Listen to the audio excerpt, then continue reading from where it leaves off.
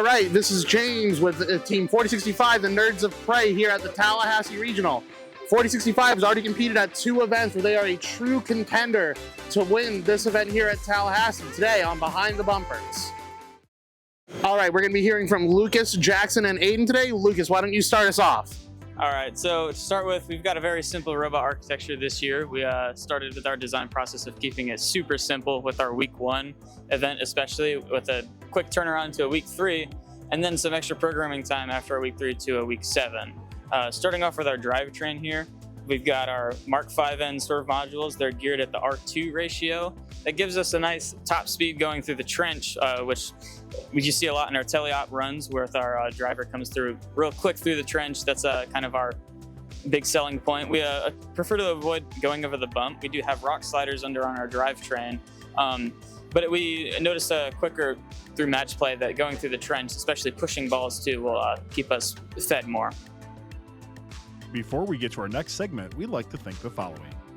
As you're getting ready for the competition season, think AndyMark as your one-stop shop for all your team needs. AndyMark's Launcher in a Box is a configurable solution that so many teams are finding success with for the rebuilt season. Also available at AndyMark.com, the AMPD AndyMark power distribution board that provides 24 40-amp independently fused output channels for safe, reliable power distribution. That's AndyMark.com. Kettering University's cutting-edge programs and their experiential co-op model seamlessly blend the professional and academic worlds, offering hands-on, future-focused learning that empowers students to pursue new ideas and inspires other institutions to follow their lead. Don't just be ahead of the curve, create the curve. Get more information at kettering.edu/first.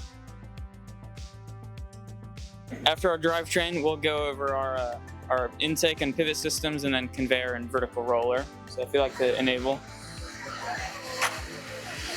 It's an intake out. So we get a ball here from the intake.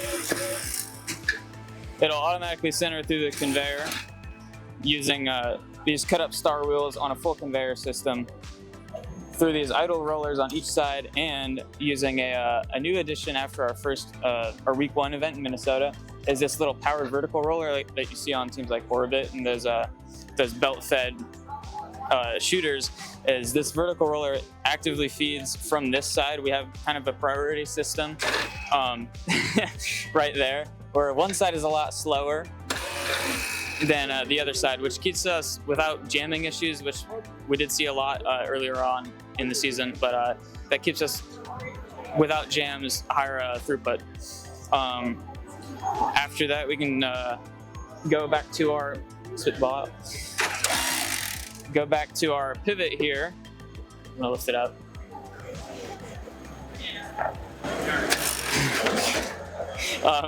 Our pivot here is run off of a Max Planetary. It's a 15-to-1 off of a Kraken X60, way down in there. You can say what? Through this chain and tube sprocket that we have sitting on a slot for tensioning. So way down in there, we've got our chain running up to a jack shaft here, which sits actually in front of our modules. So that's some really nice packaging right there that we kept earlier on in the season because we were still switching between using a spindexer and a roller system. So some nice packaging benefits there. We come up to our sprockets here on both sides. It's powered from both sides off of the same shaft. We're only powering these 2 aluminum plates so that if we ever in a match have issues with our intake plates, then we can just take the plate itself off. Back down to intake leading roller, we've got custom stub rollers. So this whole leading roller is super impact resistant. It's taken many hits, and it's only held in by these 2 lathe down shafts right there, and a nice 2x1 beater bar with our robot name on it. That's all I have. I'll hand it off to Jackson. Hello, my name is Jackson. I'm going to go a little bit through our feeder and our shooter, as well as our cameras. So to start, if we look at our feeder, it is going off a Kraken X60. It's geared 4-to-1, and it has a gear exchange on the inside that allows the bottom rollers to spin opposite of the top rollers. The bottom arc uses all AndyMark 30A durometer wheels, and then our one top roller uses a row of 60A durometer wheels, also from AndyMark. So that gets it up to our shooter really quick. Our shooter uses 2 large urethane flywheels from West Coast Products, and we chose these because of their weight. It gets us a good flywheel, and we keep that idling throughout the entire match so that every time we go to shoot, it's not starting up again over and over. We keep it idling so that it is always ready to get up to speed. Also, the can range in our feeder detects when a ball is right at the mouth of the feeder, and it will wait for the shooter to get up to max RPM before it sends the ball through the feeder. I will showcase that now.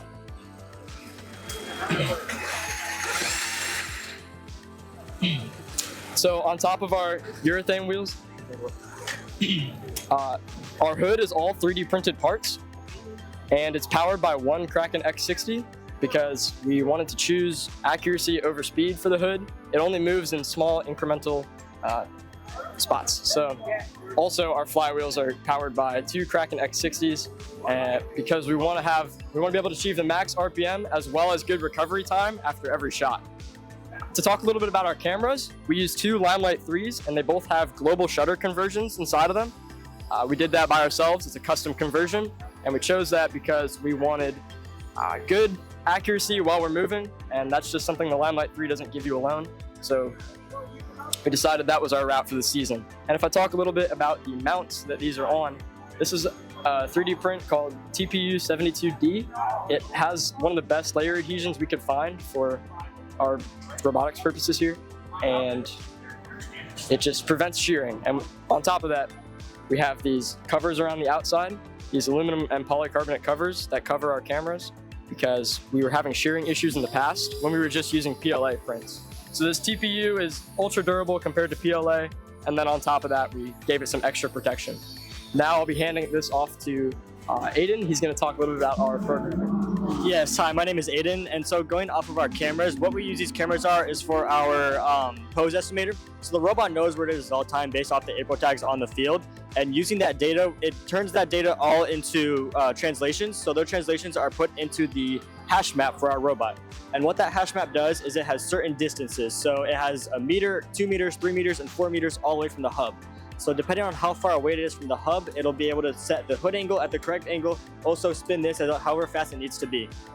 Something very interesting that we've done as well is, say we're not at one of those data points. What if we're not exactly at 1, but not exactly at 2? We're at 2.5. What that hash map does is it interpolates between those 2 points, so it'll always know what the hood angle needs to be and what the speed needs to be as well, no matter where we are in the field. This goes all the way from butt up to the hub, all the way back to the human loader station. Something else that we've really been focusing on this year is our automation. So everything that you just saw with everything that you saw with the shooter is all done in one motion. So the hood angle is set, the speed is set, and the feeder is run through. So that loading is all one automation. It automatically shuts off, as well as the shooting is all one automation, and it turns off and resets automatically as well. And that's all I have, I think. That's it. All right, so I do have one kind of very interesting question that kind of really does set you guys apart. Many people have gone with a turreted shooter as opposed to a static shooter in order to get them that extra accuracy. What led you guys to go with static, and what do you think is setting you apart from other static shooters? Yes, so we decided to go static because we thought, okay, our turret is our swerve is our turret entirely. So what we did was just use our heading control. We used the yaw of our robot in order to just point towards the hub. We thought that would be a lot simpler and a lot better packaging. A turret takes up a lot more space that could be taken up by hopper. So we have a highly increased hopper space because we chose to go stationary, and it's a very simple math involved with understanding where the robot is, where it needs to be yaw-wise. And although it really hasn't come into effect much in your first 2 events, it may come into effect here. How'd you guys decide on where to put this climber, and why did you decide to actually add a climber when so many people just abandoned it? Okay, so what we thought we were going to see this year was a repeat of last year, actually, where basically deep climbers were pretty much required, especially at the early events, which we went without, and that kind of hindered our ability in playoffs. So this year we at first, like probably many teams, prioritized L3 and then realized, wow, this is really hard to do. So, and we took that off the list and came back a little and thought, well, I think having an L1 is actually going to be quite useful at the end of the match. After seeing like some of these drum shooters and their super high throughput, super high fuel per second, we aren't exactly matching that with our single shooter.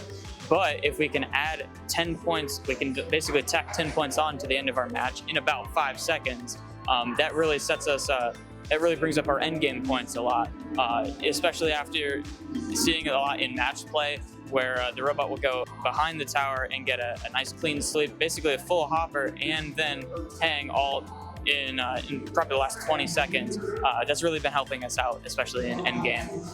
The placement of it was actually determined on, it needed to be behind the shooter. We didn't want to have to shoot over our climber, and we went without a bumper cutout, mostly for looks, but also because we didn't want to have any sort of interframe contact, especially down here where our conveyor gears are.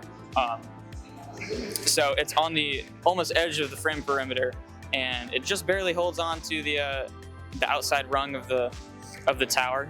Bring it up.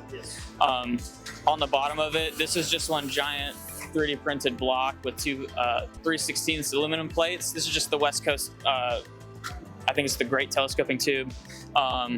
And on the inside, we actually have a cut-up AndyMark flex wheel to provide some grip. We didn't really like how algae reacted on the climbing tower, so we went with the green flex wheel instead.